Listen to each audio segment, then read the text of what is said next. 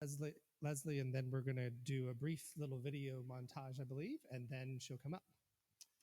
So, for those of you that don't know Leslie, she is one of the co-founders of our A New Way Church.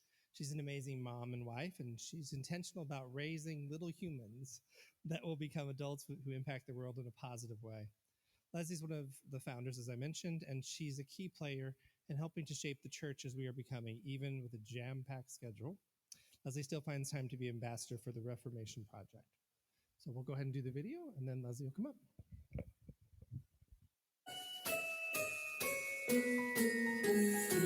An angel came to see Mary. She was doing laundry, and then the angel just appeared and she was really scared. So Gabriel was like, Mary, you're gonna have, I can't say it good. Mary, you're gonna have a baby. You're gonna have a baby and you will call him Jesus. And then Mary was like, I'm not gonna have a baby yet. I'm only a teenager. I'm not married. Then the angel Gabriel told Joseph that Mary is not lying. You are having a new baby. And so they met up. They went to Bethlehem, which was Joseph's old town. They ride a donkey. I don't know. A camel. Oh, yeah, a camel. She said, this donkey's fast. They tried to go to a hotel and they asked the keeper for a place to stay. The keeper said, we have no rooms. Literally no rooms. So Mary and Joseph walked away sadly, but then he said, the only place here in Bethlehem that you can stay is a stable. And then he just pointed the way and they followed.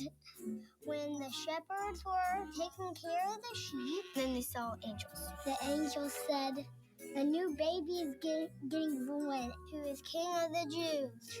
The angel was singing.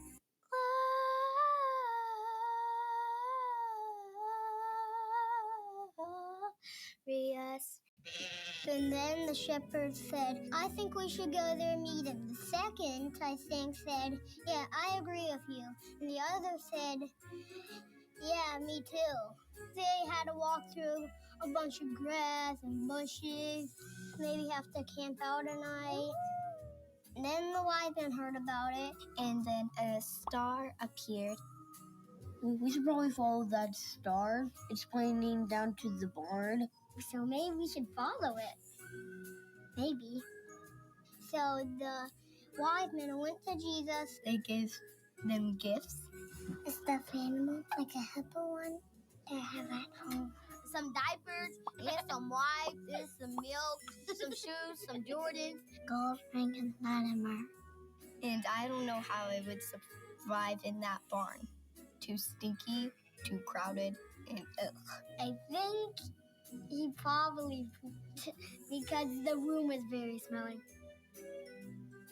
Thank you for coming. He's adorable. He's gonna be our best friend. I love you, and you're the best baby I ever seen. There, I said it. The new baby is gonna change the world.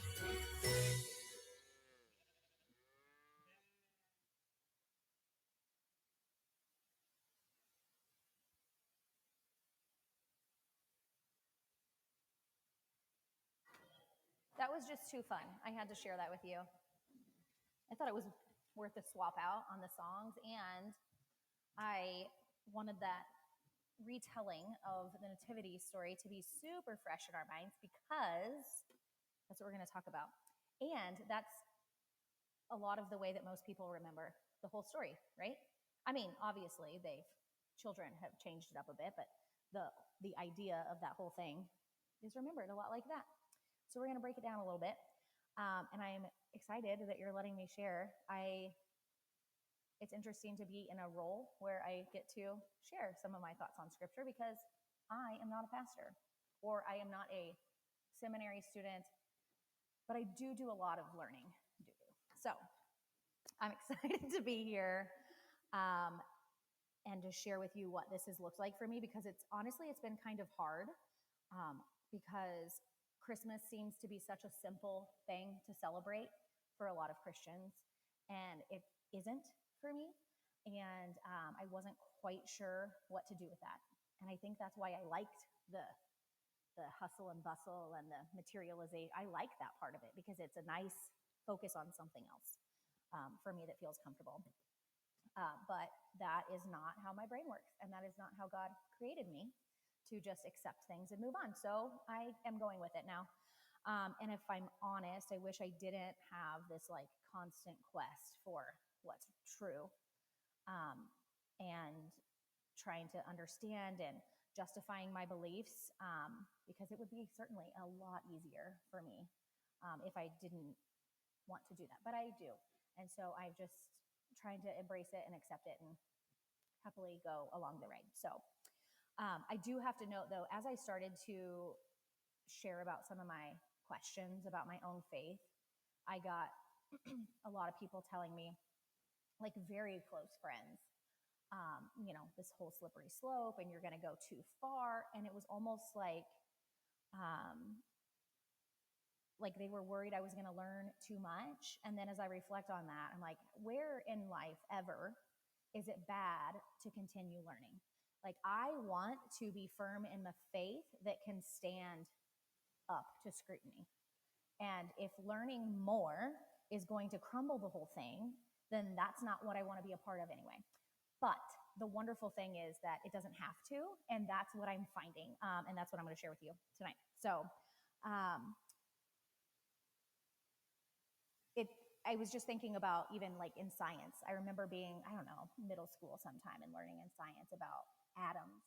And I felt like, wow, this is like what the world is made of. And then someone was like, and then there's an electron and a proton and a neutron, and that's it. Like I just had to know, positive, negative, and neutral. And I literally felt like I had the entire, like I could probably build a nuclear bomb at that point.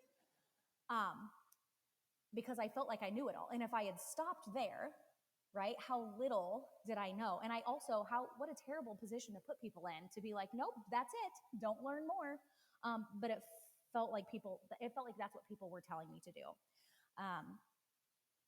And that's where I kind of was with my faith journey. But at this point, I'm like, nope. So I just deep dive into more learning, and I get into texts that are hard to process because there are a lot of people who know a lot more than I do and who have years and years and years of background. And I'm just trying to like skim the surface of it all, but it's a great process. So I'm going to invite you along.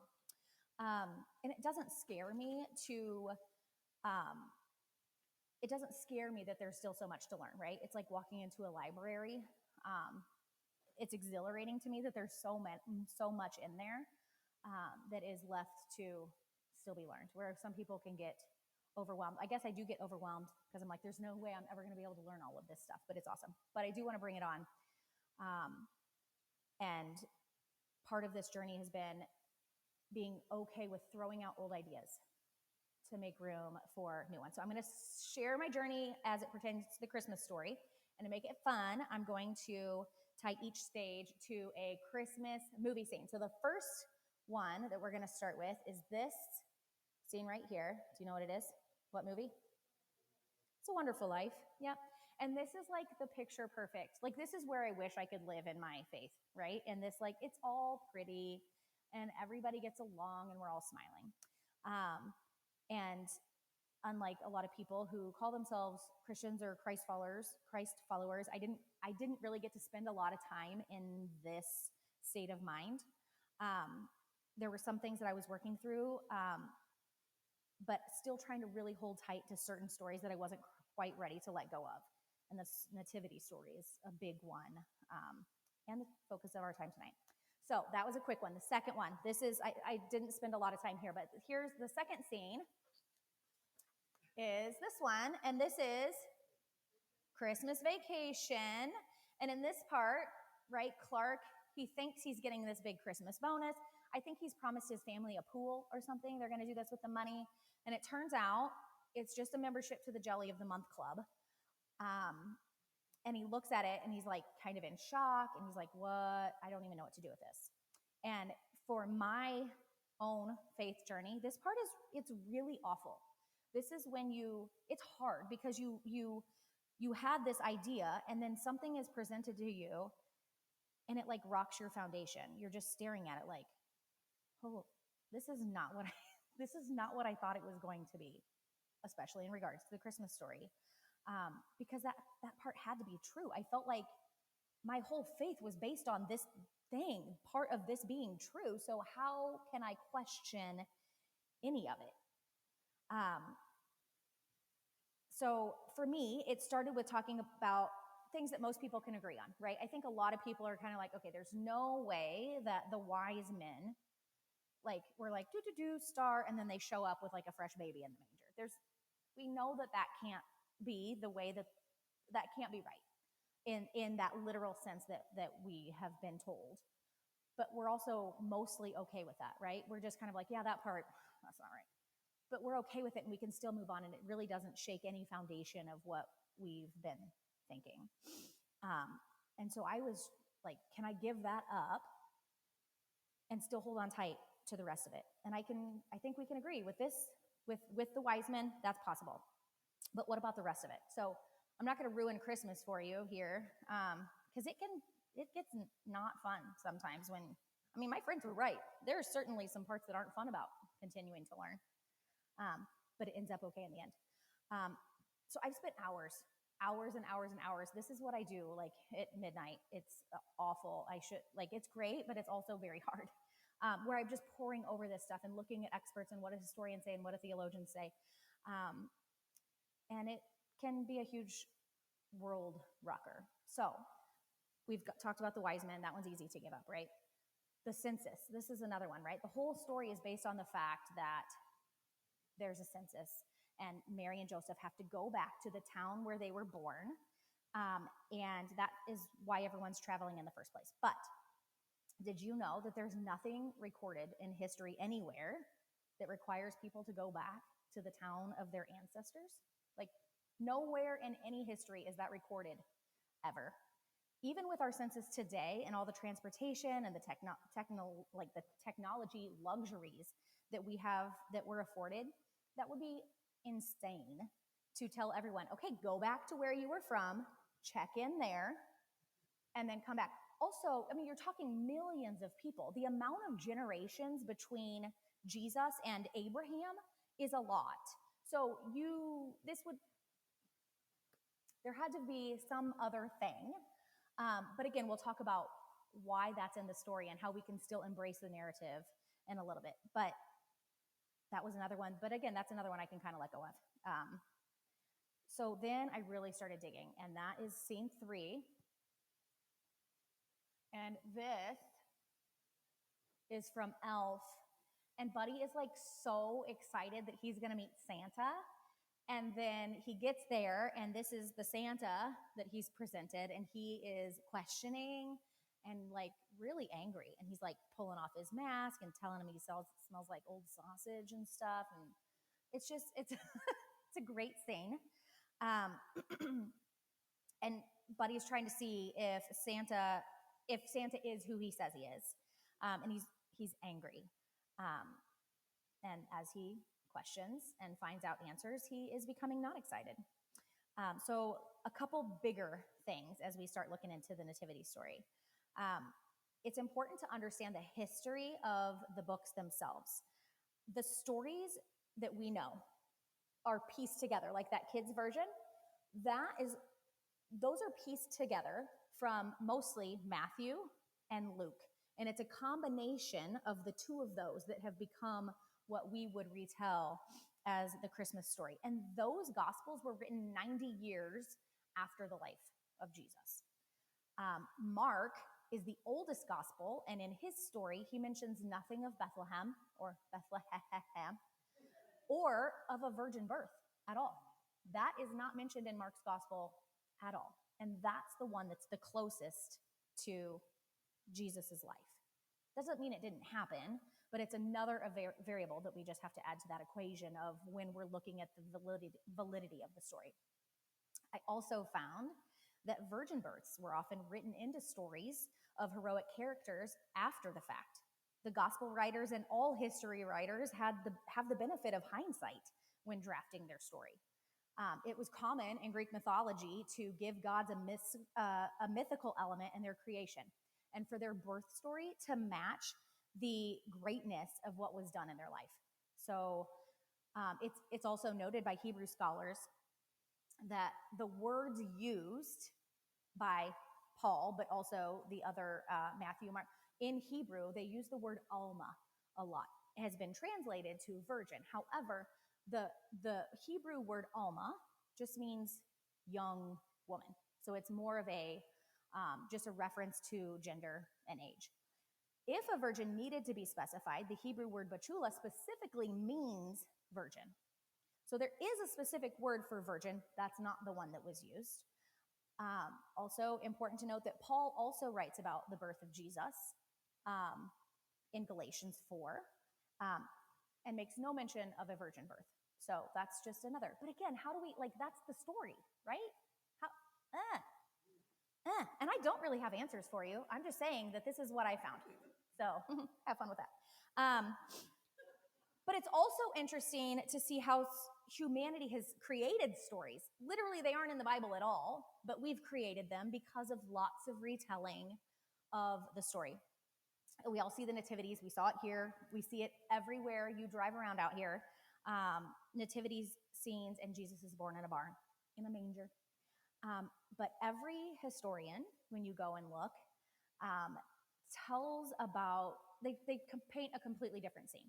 The houses in the Middle East were usually 2 rooms. The family stayed in 1 room with the animals that they would bring in at night. And the second room, it was the back room or the upper room, that was where guests would stay. Or that would be the inn, as we've heard, right? So it's told as they're just alone and wandering around, and she's having interactions, and they're trying to find this place, and everyone's sorry, seat's taken, and then they just stumble into this barn and have a baby. But when we look at historians telling us about what homes were like at that time, we don't see Mary and Joseph alone. They were likely in a huge caravan of people all going in the same direction, and they were in, if the guest room was empty and we see them having, the animals are there, what is more likely to be the case is that Mary was invited into the house. There were probably other people there. There were probably their family, Joseph's family there. It doesn't take anything away from the story. Isn't that awesome that Mary didn't have to give birth alone? That is just part of the story, but it's literally nowhere in the Bible is she alone and afraid and scared. That is something that we have created over the course of many, many, many retellings. So she had support, which was awesome because that means that the child of God was born into the world as a human, surrounded by humans, which is great because that's what Emmanuel means, right? God with us, not God by himself, but here we all are, and God is mixed in with all of us, and we can see that in each other. All right, so I'm not going to, again, I told you I'm not an expert on any of this, but I want to show you that the continual quest for the right information is okay, and it's going to lead us into our next scene to show that it does get better when we have helpers to help us along our way. So this is actually a video clip. We good? Okay, I'll step aside. Jingle bell, jingle bell, jingle bell rock. Jingle bells swinging, jingle bells ring. Snowing and blowing up bushels of fun. Now the jingle hop has begun. Jingle bell, jingle bell, jingle bell rock. Jingle bells chiming, jingle bell time. Dancing and prancing in Jingle Bell Square. In the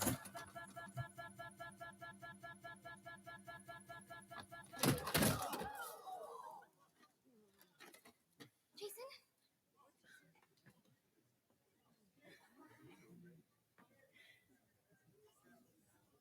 What a bright time, it's the right time to rock the night away. Jingle bell time is the swell time to go riding in a one-horse sleigh.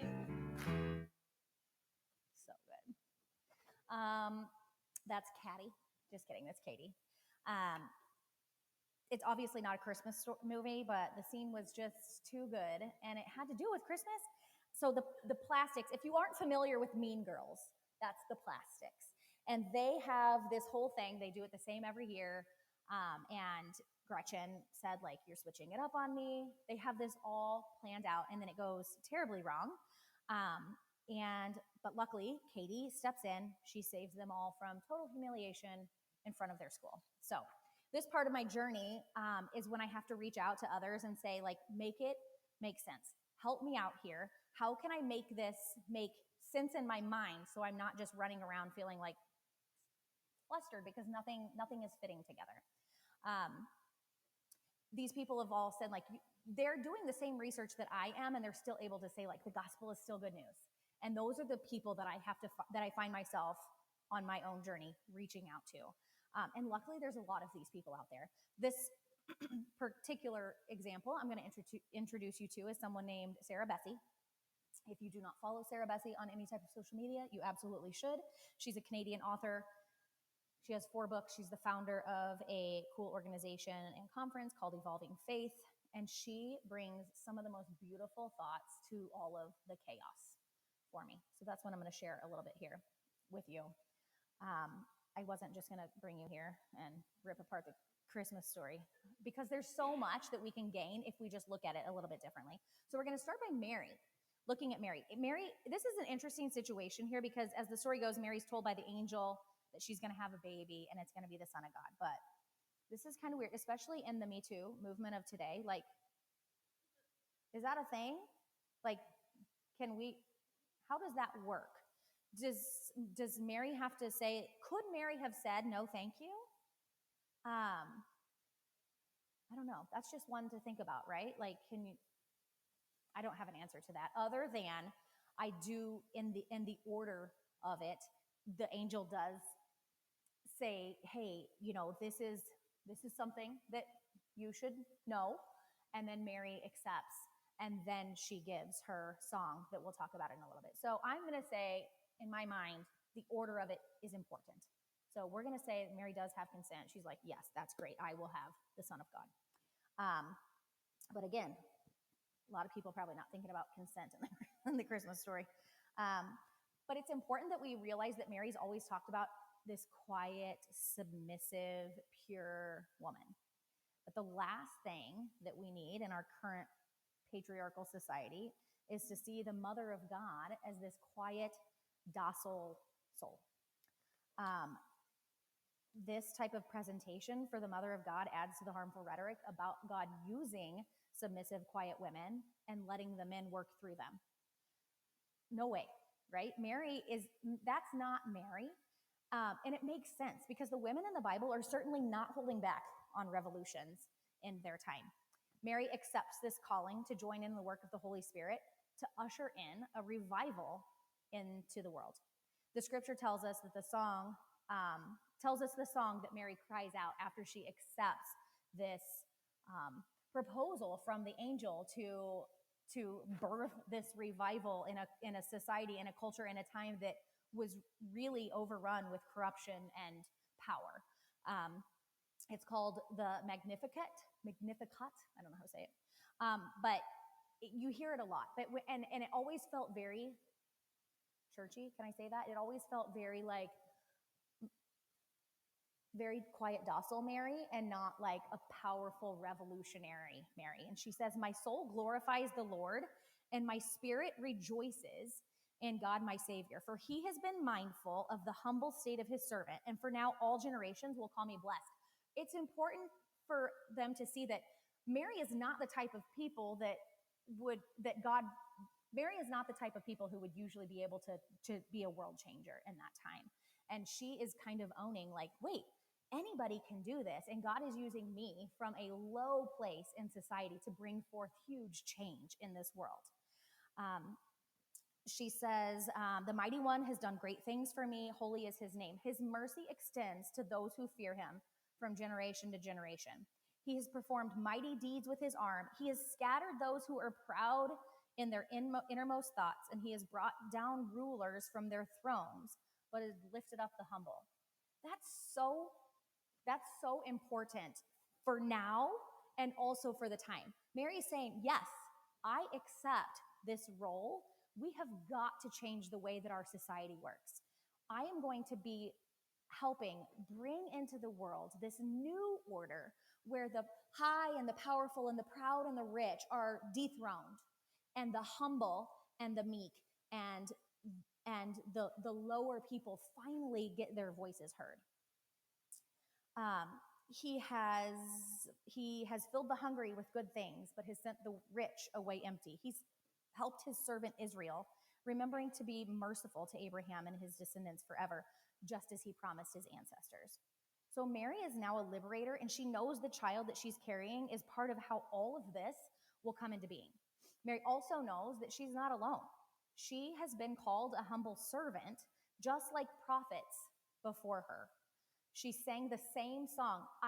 As I'm learning here, I'm seeing so many of the overlaps and the same kinds of stories that keep coming up in very similar ways throughout the Bible, and then you can see how they relate to each other. Hannah sang the same song, the same idea, or basically the same words to her child Samuel, who became one of ancient Israel's greatest revolutionaries.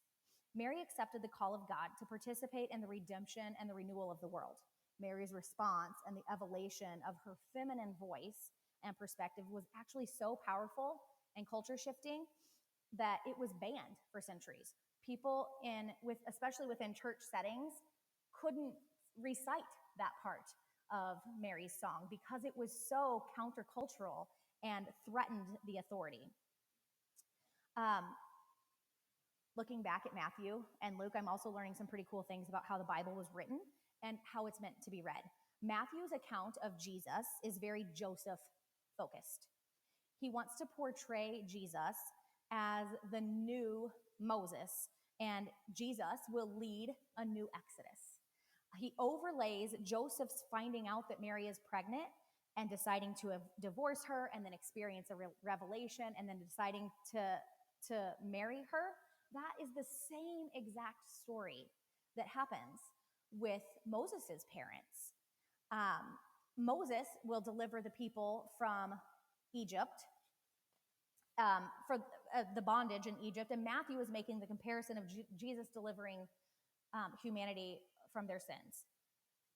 Side note here, I'm not talking, could be a whole other discussion. I'm not talking about like original sin. Personally, I don't buy the idea that humans are completely worthless and horrible without God. I just don't. I don't know how we can be image bearers, but also like completely worthless, right? But I do think, and the way I view it in my mind, is the salvation that's referred to in the story of Jesus is in the redemption of humanity. That humanity can be done with the violence and the war and the corruption, the greed, and lean into the humanity as we see it lived out through Jesus's life. So if Matthew is all about Joseph, Luke is all about Mary. She's the focus. And the birth is a hugely political event. Jesus is called the Son of God a lot of times in Luke. But what's important is that Caesar, Augustus, was also named the Son of God. His father, Julius Caesar, at his death was named a divine figure, which means that Caesar, his son, is now the Son of God. So for Mary to be coming and saying, I am having the child of God, that is in complete, completely opposite of what the power is wanting her to say. But Mary is now announcing that Jesus is the rightful heir to the throne of David. And it's highly political because it completely changes the power structure. It pulls power from the king and claims that the kingdom of Jesus is more just and human than Rome's empire. And then the last scene is my favorite. This is the goal. Okay, this is a harder one. Yes, I knew I loved you, Janine. It's the holiday. It's the holiday. If you haven't watched this movie, you should watch it, and I highly suggest saving it. Brian and I like to save it for between Christmas and New Year because it kind of spans both. And this, I won't give you all of the details of this, but this is actually two pictures kind of spliced together. Cameron Diaz and who's the other character? What's his name? Jude Law, that's right. And they are that she's just come over to his house and she's just learned that he's a widower and he's got these two kids, and they invite her in to their little like fairy light tent. And they're laying there, and it is just the sweetest little thing. And it looks like perfection and peace and what I want from this whole thing. So this is just completely magical to me. It's two lives coming together from different paths to create something new. And it's the sweetest love story. So how do we get these feel-good vibes when we feel like we can't really hold on to the simple Christmas story as it was told to us? We have to pay attention to the whole narrative. And as Andy Stanley says, we don't let the scriptures in the Bible override the spirit of the Bible. We continue to learn. We continue to seek out more voices. Because again, if we're all image bearers, doesn't it make sense that if we want to know God better, we should be hearing from all of God's people? If we are only hearing from people who look and sound one way, we are getting a very one-sided view of God. So after being empowered like Mary to join in the revival of the kingdom, we can look at the Christmas season as a call to action, really. We can remember Matthew's vision of Jesus as the liberator of the people from oppression, from injustice, from corruption, and from power. And we can think about Luke as an invitation to let Christmas be political, to get involved and join in on the mission that Mary sings about. Instead of seeing Christmas as the day that Jesus was born just so that he could later die, we're motivated by God pulling us into the story to be a part of the revolution. God isn't some far away being to be appeased, but the divine within us and an energy with which we are invited to participate. And that is how I have kind of pieced together for now. You want me to say it again? I would love to, Deneen. God isn't some faraway being to be appeased, but the divine already within us and an energy with which we are invited to participate. So I think, Victoria, you're doing communion, right? No, Michelle is doing communion. Okay. And we're doing no, go ahead, Michelle, come on up. But I was trying to talk to Brian. I'm like, I don't know what songs to do for communion. We're going to hear Lauren Daigle again and for communion.